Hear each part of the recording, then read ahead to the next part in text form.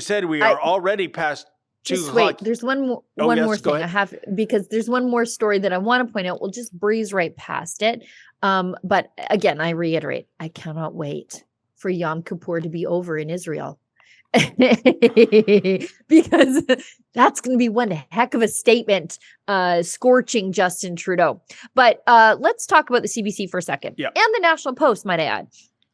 So the National Post reports today, CBC's real estate portfolio valued at over $400 million, according to order paper documents released late last week. Okay, I like Brian Pasifun, by the way, very much. He's one of the good ones over at National Post, but he's a few days late, isn't he?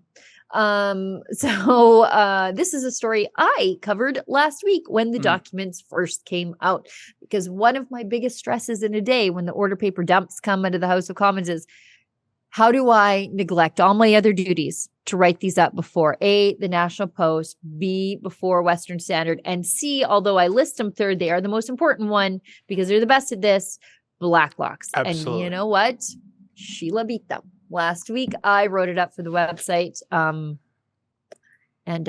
very proud of myself anyways, but National Post getting all that extra money and they show up 4 days late, even though I really like Brian. So there it is.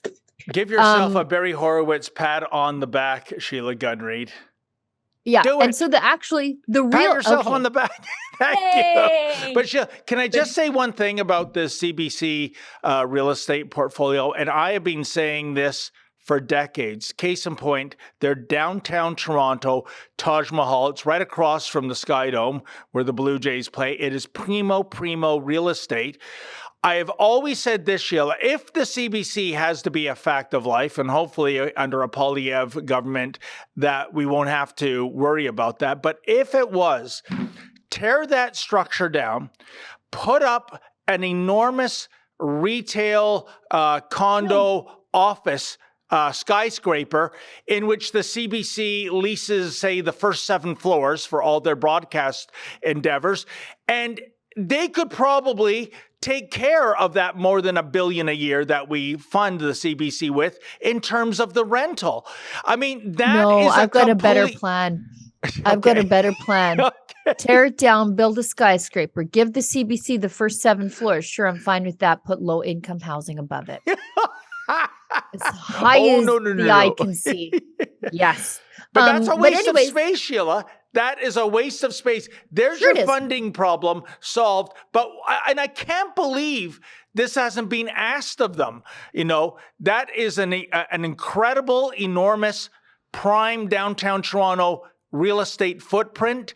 Make use of it. But no. We like our Taj Mahal just the way it is. And besides, we get all that taxpayer welfare. We don't have to worry about doing things outside the box, so to speak. Sorry, let's just go real quick back to the story that I wrote up, because Brian, again, I like Brian over at National Post, but he missed the crux of that story. And if you had gone through those documents the way I had, the point was CBC. Okay, so we figure out that they own $442 billion in real estate, or 442 million, I'm sorry, in real estate. However, they also lease an infinitely larger number of spaces across the country, and they refuse to divulge the cost of those leases. They just flatly refuse to. How are they allowed to do that? I don't know. They just said they're not gonna. I put it in the story. They said it would hurt competitiveness or something like that. Competitiveness? Yeah, the CBC. Of all, using that excuse of all corporations. But anyways, yeah, there's only like this many of like places that they own, and then everything else is leased. And it's all in like itty bitty backwater places, by and large. No offense if you live there, because I'm from the backwaters too. I'm not uppity about that. But these are like local news stations that A, nobody listens to, and B, they probably don't actually use them. They just use the wire feed, right? And so that's a lot of wasted money that they wouldn't divulge where it's going. But Sheila, you know, the very fact of the CBC to use competitiveness as a reason. And I'm going back, several years ago, because now the mainstream media is also getting federal welfare. But before, when they didn't, just think about that. If you and I had our own private broadcast outlet, we are paying taxes, and part of that tax money is going to the CBC, aka our competitor, to compete against us. So the competitiveness issue is not the CBC being hurt. Private broadcasters, until very recently, were the ones getting hurt by the fact that they're propping up the national propaganda broadcasters. So for them to use the competitive argument, that is rich. Yeah. So if they refused to divulge the value of 80 leased properties across the country because it represents, quote, commercially sensitive and protected information. No, it doesn't. Yeah. Liars. The CBC canceled 8 long-term leases in the 2022 fiscal year, 5 in Canada, 2 in Russia, and 1 in Beijing.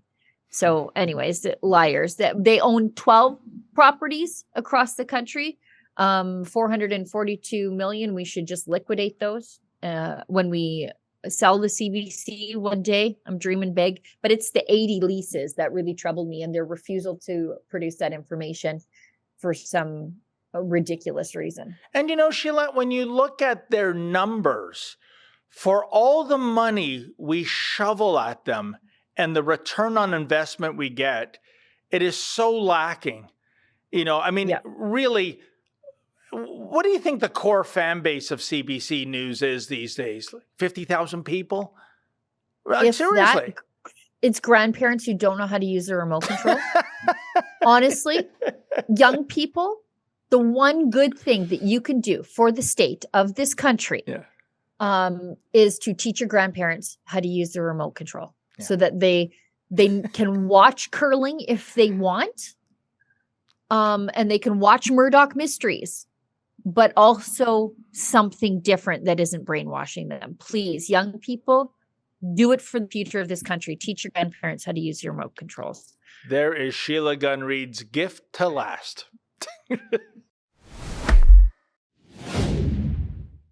Once again, Justin Trudeau and his Liberals have made Canada the international laughingstock, this time by bringing a member of the Waffen-SS Nazi death squad to Canada to give him a standing ovation in the House of Commons, to call on the man responsible, Anthony Rota, the Speaker of the House of Commons, to resign or be fired. Please visit firerota.com.